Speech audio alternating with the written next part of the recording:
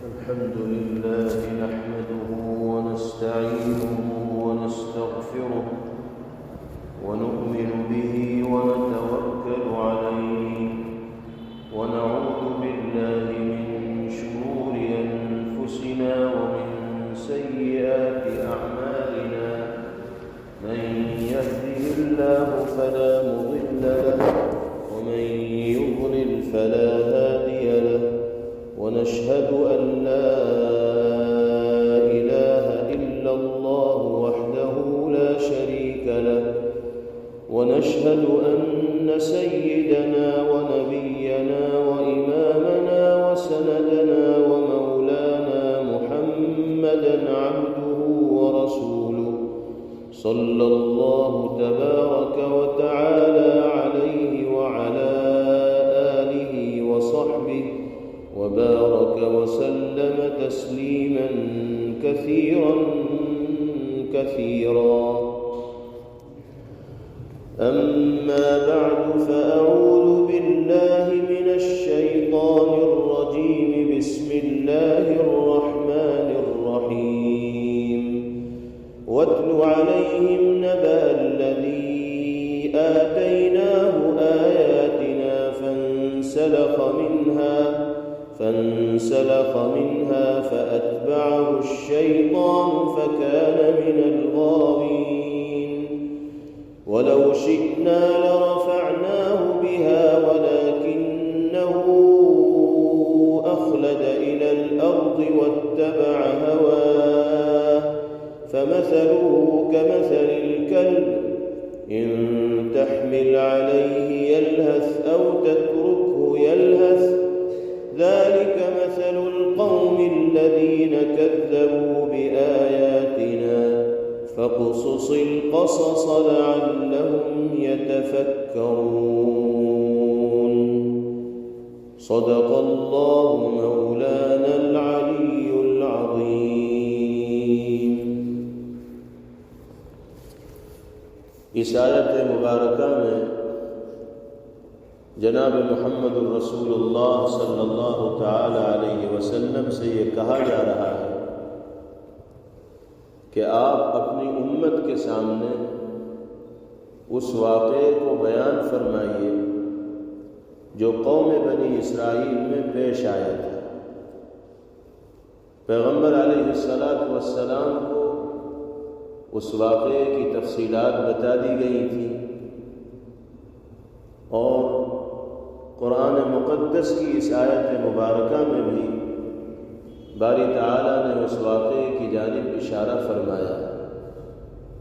اس واقعے میں چونکہ کئی اعتبارات سے عبرت و موعظت اور نصیحت کا سامان موجود ہے، اس لیے پیغمبر علیہ السلام سے کہا گیا کہ آپ لوگوں کو بتائیے، ان کو تفصیلات سنائیے تاکہ وہ بھی عبرت اور نصیحت حاصل کر سکیں. واقعہ یہ پیش آیا کہ جب حضرت موسیٰ علیہ السلام فاتحانہ طور پر مصر میں داخل ہو گئے اور فرعون اور اس کی پوری جماعت غرقاب ہو گئی، ڈوب گئی، اور اللہ نے حضرت موسیٰ علیہ السلام کو کامیابی عطا فرمائی اور مصر میں بھی وہ فاتحانہ طور پر داخل ہوئے. تو پھر حضرت موسیٰ علیہ السلام کو یہ حکم ہوا کہ اس علاقے میں ایک قوم رہتی ہے جو بڑے سرکش اور جبار مانے جاتے ہیں.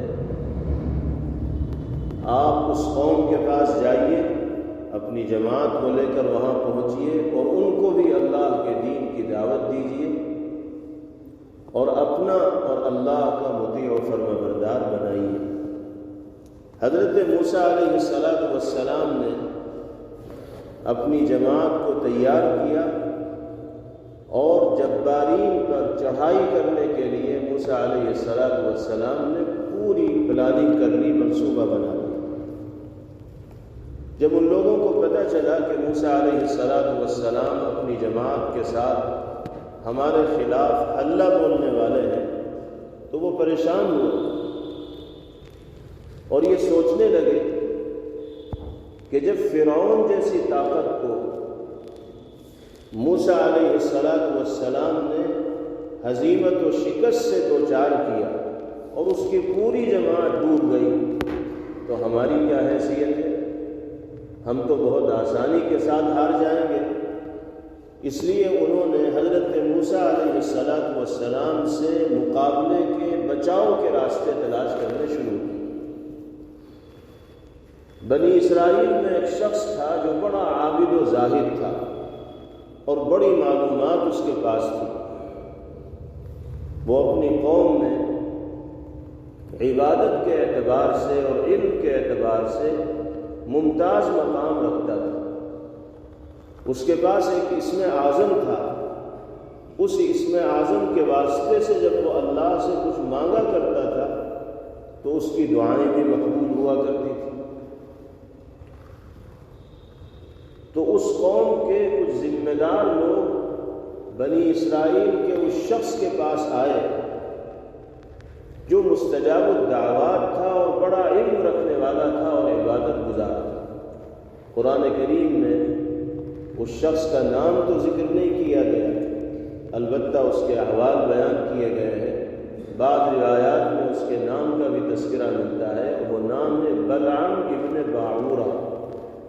بنی اسرائیل کا یہ شخص جو مستجاب الدعوات تھا اور بڑا علم رکھنے والا تھا، اس کا نام تھا بلعام ابن باعورہ۔ تو جبارین کے ذمہ دار لوگ بلعام ابن باعورہ کے پاس آئے اور آ کر یہ کہا کہ آپ اللہ سے ہمارے حق میں دعا کر دیں اور موسیٰ علیہ السلام کے خلاف دعا کر دیں۔ جو مقابلہ ہمارے اور موسیٰ علیہ السلام کے درمیان ہونے جا رہا ہے اس میں ہمیں کامیابی مل جائے۔ تو بلعام نے شروع میں ان کو ڈانٹا اور کہنے لگا کہ موسیٰ کے خلاف دعا کرنے کے لیے تم مجھ سے کہہ رہے ہو، جانتے نہیں ہو کہ وہ اللہ کے نبی ہیں، اللہ کے اولو العزم پیغمبر ہیں، اور کچھ ہی دن پہلے اللہ نے ان کے ذریعے فرعون جیسی طاقت کو نیست و نابود کیا ہے، تو تمہاری کیا حیثیت ہے؟ میں موسیٰ علیہ السلام کے خلاف دعا کروں گا تو یہ تو میرے لیے ہلاکت و بربادی کی چیز ہوگی، اس لیے میں نہیں دعا کر سکتا ان کے خلاف۔ لیکن یہ لوگ بلعام کے پیچھے پڑے رہے، اصرار کرتے رہے، زور ڈالتے رہے۔ جب بہت زیادہ اصرار ہوا تو بلعام ابن باعورہ نے کہا کہ اچھا چلو میں اللہ سے مشورہ کرتا ہوں، استخارہ کرتا ہوں کہ مجھے اس موقع پر تمہارے حق میں دعا کرنی چاہیے نہ کرنی چاہیے۔ خیر اس نے استخارہ کیا، اللہ سے مشورہ کیا، اور اس کے بعد آ کر ان لوگوں سے کہا کہ بھائی میرے استخارے میں بھی یہی بات آئی ہے کہ میں موسیٰ علیہ السلام کے خلاف دعا نہیں کر سکتا۔ جب ان لوگوں نے دیکھا کہ کسی طرح بھی بلعام ابن باعورہ ماننے کو تیار نہیں ہے تو پھر انہوں نے بڑے قیمتی ہدایہ کا اور تحائف کا انتظام کیا اور بھاری بھاری ہدیے بلعام ابن باعورہ کے پاس لے کر آئے، موٹی موٹی رقمیں اس کے پاس لے کر آئے اور رشوت کے طور پر یہ ساری چیزیں وہ بلعام کو دے رہے تھے۔ جب مال آتا دیکھا، پیسے آتے دیکھے، دھن اور دولت آتا دیکھا تو بلعام کا دل پسیجنے لگا، اور پھر اس کی بیوی نے بھی اس کو مشورہ دیا کہ بھئی تمہیں دعا مانگنے میں کیا جاتا ہے، تم مانگ لو، اللہ قبول کرے نہ کرے یہ ساری چیزیں تو تمہاری ہو جائیں گی اور یہ فتوحات کا راستہ کھل جائے۔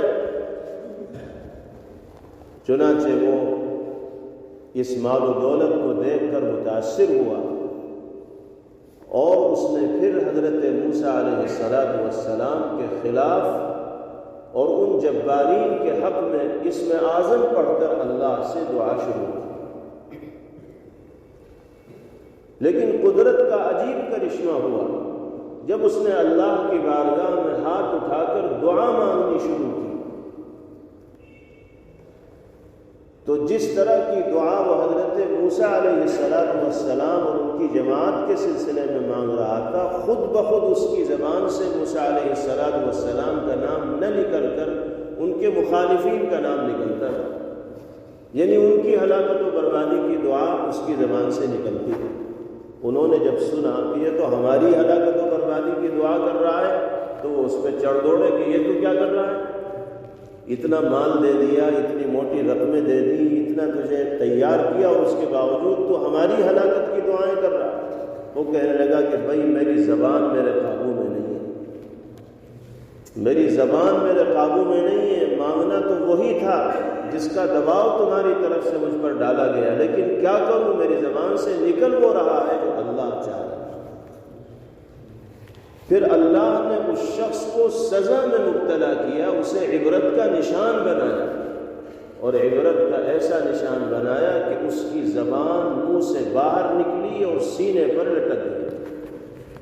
اب مستقل اس کی زبان لٹکی رہتی تھی، وہ اپنے کیے پر شرمندہ تھا، لیکن اب اس کے لیے کوئی راستہ نہیں تھا۔ اس نے ان لوگوں کو برا بھلا بھی کہا کہ تم نے مجھے بھی ہلاکت و بربادی میں ڈال دیا، موسیٰ علیہ السلام کے خلاف میدان میں لا کر، تمہاری ہلاکت و بربادی تو طے ہی ہے، مجھے بھی سزا کا سامنا کرنا پڑا۔ پھر اس کے بعد اس نے یہ کہا کہ بھئی اب تو میں مارا گیا اور نشان عبرت اللہ نے مجھے بنا دیا،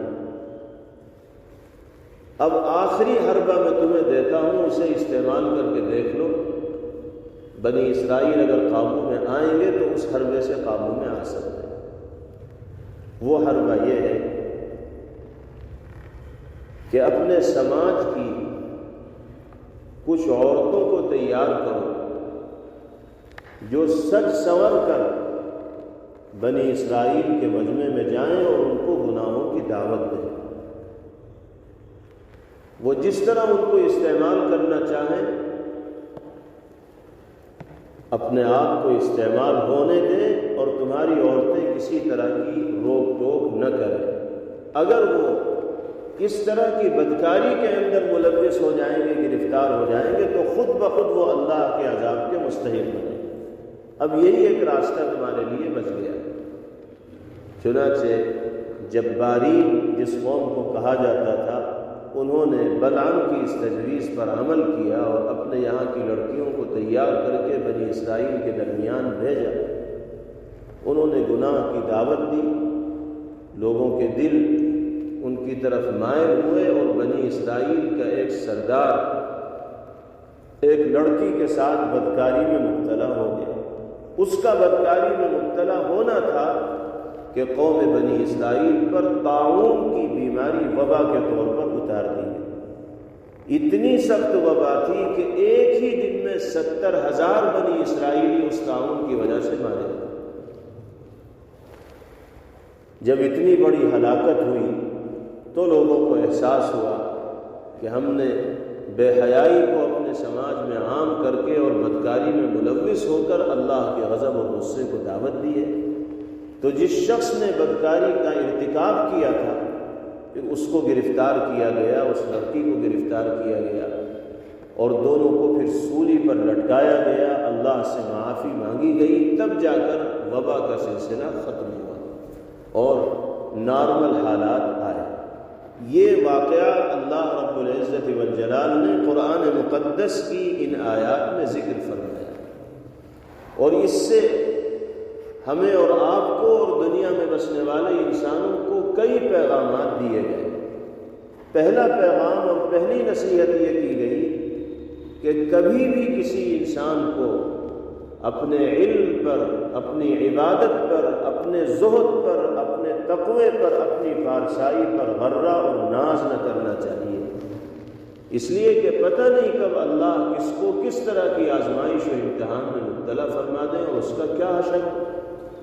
بلعام ابن باعورہ جو اپنے سماج میں بڑا ممتاز شخص مانا جاتا تھا اور ہر اعتبار سے وہ دوسروں پر فوقیت رکھتا تھا، اتنی سخت آزمائش کے اندر گرفتار ہوا کہ دنیا ہی میں وہ عبرت کا نشان بن گیا۔ ایک نصیحت تو اس سے یہ معلوم ہوتی۔ دوسری نصیحت اس واقعے کے ذریعے یہ کی گئی کہ کبھی بھی انسان کو دنیا کی چمک دمک، زیب و زینت، دھن دولت اور رقومات کے چکر میں پڑ کر اپنے دین و ایمان کا سودا نہ کرنا چاہیے، اس لیے کہ یہ سب عارضی منافع ہوتے ہیں جو جڑ سے انسان کو کھوکھلا کر دیتے ہیں اور اس کی عاقبت کو برباد کر دیتے ہیں۔ عام طور پر انسان دنیا کی چمک دمک سے، دنیا کی دولت سے، دنیا کے پیسوں سے مرغوب ہوتا ہے اور بہت سے ایسے کام دنیاوی عارضی نفع کو حاصل کرنے کے لیے کر گزرتا ہے جو انجام کے اعتبار سے اس کے لیے مضر اور نقصان دہ ہوتے ہیں۔ دین و ایمان سے زیادہ قیمتی شے انسان کے لیے کوئی نہیں ہو سکتی، اس کا سودا تو کسی سے کیا ہی نہیں جا سکتا۔ اور تیسری نصیحت اس واقعے سے یہ ہے کہ بد کرداری، بے حیائی، بدکاری، عریانیت اور فحاشی ایسا جرم ہے اور ایسا گناہ ہے کہ جس سماج میں یہ گناہ عام ہوتا ہے پھر اللہ کے غضب اور غصے کے نزول سے اس سماج کو کوئی طاقت روک نہیں پاتی۔ بلعام ابن باعورہ نے آخری حربہ یہی اختیار کیا کہ بنی اسرائیل کی صفوں میں بے حیائی کو عام کر دو، وہ خود بخود اللہ کے غضب اور غصے کے مستحق بن جائیں۔ قرآن مقدس میں اس واقعے کو ذکر کر کے قیامت تک آنے والے انسانوں کو یہ پیغام دے دیا گیا کہ جب تک ممکن ہو بے حیائی سے، بدکاری سے، بدعملی سے اپنے آپ کو اور اپنے سماج کو بچانے کی فکر کرو۔ نبی کریم علیہ السلام نے ارشاد فرمایا ما ظهرت الفاحشة في قوم حتى أعلنوا بها إلا ابتلوا بالطواعين والأوجاع التي لم تكن في أسلافهم الذين مضوا من قبل۔ جس قوم میں بے حیائی، عریانیت، ننگا پن، فحاشی عام ہو جاتی، کھلم کھلا بے حیائی کا ارتکاب کیا جانے لگتا ہے، تو اس قوم کے افراد کو یا تو طاعون جیسی مہلک بیماریوں میں مبتلا کیا جاتا ہے یا ایسی بیماریاں اس سماج میں اور قوم میں جنم لیتی ہیں کہ جس کا نام ان کے بڑوں اور بزرگوں نے سنا بھی نہ ہو۔ یہ وہ پیغامات ہیں اور وہ نصیحتیں ہیں، وہ عبرت کے سامان ہیں جو اس واقعے کے ذریعے اللہ رب العزت والجلال نے دنیا میں بسنے والے انسانوں کے سامنے پیش فرمایا۔ ارشاد ربانی ہے وَاتْلُ عَلَيْهِمْ نَبَأَ الَّذِي آتَيْنَاهُ آيَاتِنَا فَانسَلَخَ مِنْهَا۔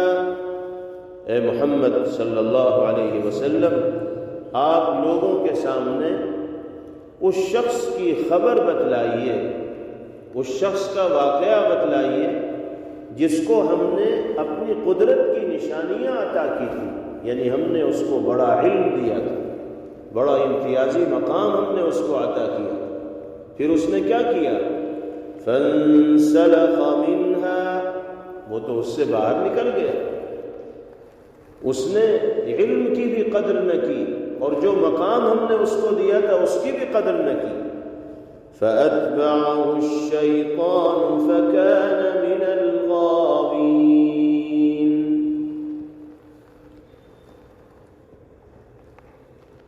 شیطان کی اس نے اتباع اور پیروی کی، شیطان اس کے پیچھے لگ گیا اور وہ پھر شیطان کی ہاں میں ہاں ملانے والا بنا اور اس کے نتیجے میں وہ گمراہ ہو گیا اور راہ راست سے بھٹک گیا۔ مراد اس سے وہی شخص ہے جس کا نام بلعام ابن باعورہ ہے۔ وَلَوْ شِئْنَا لَرَفَعْنَاهُ بِهَا وَلَكِنَّهُ أَخْلَدَ إِلَى الْأَرْضِ وَاتَّبَعَ هَوَاهُ۔ اگر ہم چاہتے تو ہم اس کے مقام کو بہت بلند کر دیتے، اسی علم کی بنا پر جو ہم نے اس کو دیا تھا، وہ علم کے تقاضے پر عمل کرتا، انسانیت کے دائرے میں رہتا، اپنی ذمہ داریوں کو ادا کرتا تو ہم اس کا مقام اور بلند کرتے۔ وَلَكِنَّهُ أَخْلَدَ إِلَى الْأَرْضِ، لیکن وہ تو زمین کا ہو کر رہ گیا، مراد اس سے کہ دنیا کا ہو کر رہ گیا اور دنیا کے عارضی نفع کی خاطر اس نے اپنے دین و ایمان کا سودا کر لیا، واتبع ہوا، اور وہ اپنی خواہشات کا غلام بن گیا، خواہشات کی پیروی کرنے والا بن گیا، تو اس کی مثال تو بڑی عجیب ہے۔ قرآن پاک میں اس کی مثال بیان کی ہے، فَمَثَلُهُ كَمَثَلِ الْكَلْبِ، اس شخص کی مثال تو کتے جیسی ہے۔ کتے جیسی مثال کیوں ہے؟ إِن تَحْمِلْ عَلَيْهِ يَلْهَثْ أَوْ تَتْرُكْهُ يَلْهَثْ، کتے کی صورتحال یہ ہوتی ہے کہ اگر آپ اس پر کچھ بوجھ لا دیں گے تو بھی وہ ہانپے گا، اور اگر آپ اس کو ویسے ہی چھوڑ دیں گے تو بھی ہانپے گا۔ کتا ہانپتا ہے، وہ اگر سستانے کے لیے بھی بیٹھتا ہے تو زبان باہر نکال کر سانس لیتا ہے اور ہانپتا رہتا ہے۔ بوجھ لا دیں گے تو بھی ہانپے گا، اور بوجھ نہیں لا دیں گے تو بھی ہانپے گا۔ اللہ نے اس بدنصیب شخص کی مثال کتے سے پیش کی ہے کہ جس طرح کتے کی زبان نکلی رہتی ہے، اسی طرح اس کی بھی زبان باہر نکل گئی اور پھر وہ ہانپتا رہے۔ اللہ نے ہر جاندار کو اپنے جسم کا سانس باہر نکالنے کی قدرت عطا فرمائی ہے، اور باہر کی ہوا اندر لینے کی قدرت عطا فرمائی، اور آٹومیٹک یہ نظام چلتا رہتا ہے۔ جتنے بھی جاندار ہیں ان کی زندگی کو اللہ نے اسی نظام پر منحصر کیا ہے کہ اندر کا جو سانس ہوتا ہے، وہ انسان ہو یا جانور ہو، باہر پھینکتے ہیں، اور باہر کی جو ہوا ہوتی ہے، فضا ہوتی ہے، اس کو اندر لیا جاتا ہے۔ ایک سانس باہر نکلتا ہے، ایک سانس اندر جاتا ہے۔ تمام جانداروں اور انسانوں کی یہی صورتحال ہے، صرف کتے کی صفت الگ ہے۔ کتے کو اس کام کے لیے بھی محنت و مشقت کرنی پڑتی ہے، اور دوسرے جانداروں کو اس کام کے لیے کوئی محنت مشقت نہیں کرنی پڑتی، لیکن کتے کو اپنا سانس باہر نکالنے کے لیے اور باہر کا سانس اندر لینے کے لیے مشقت کرنی پڑتی ہے، اور یہی وہ مشقت ہے جس میں وہ ہانپتا ہے۔ اللہ فرما رہے ہیں کہ جس طرح کتا ہر حال میں ہانپتا رہتا ہے، اسی طرح یہ شخص بھی جب تک زندہ رہے گا ہانپتا رہے گا۔ ایسی مثال اللہ نے اس انسان کی بیان فرمائی۔ ذَلِكَ مَثَلُ الْقَوْمِ الَّذِينَ كَذَّبُوا بِآيَاتِنَا، یہ مثال ہے ان لوگوں کی جنہوں نے ہماری آیات کی تکذیب کی اور جھٹلائی۔ فَاقْصُصِ الْقَصَصَ لَعَلَّهُمْ يَتَفَكَّرُونَ،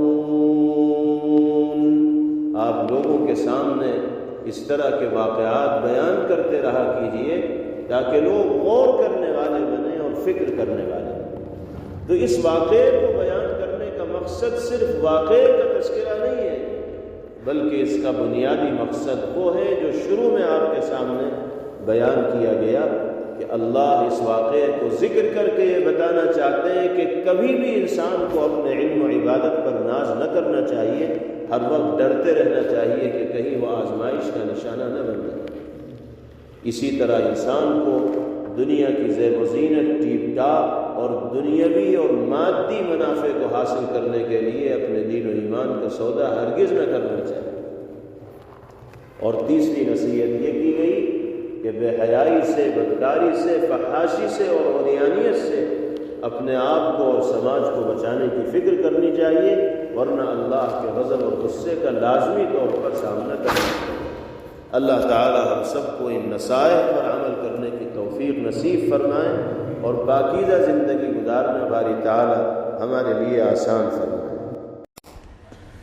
Thanks for watching. Don't forget to like, comment, share and subscribe to Al Wahid channel.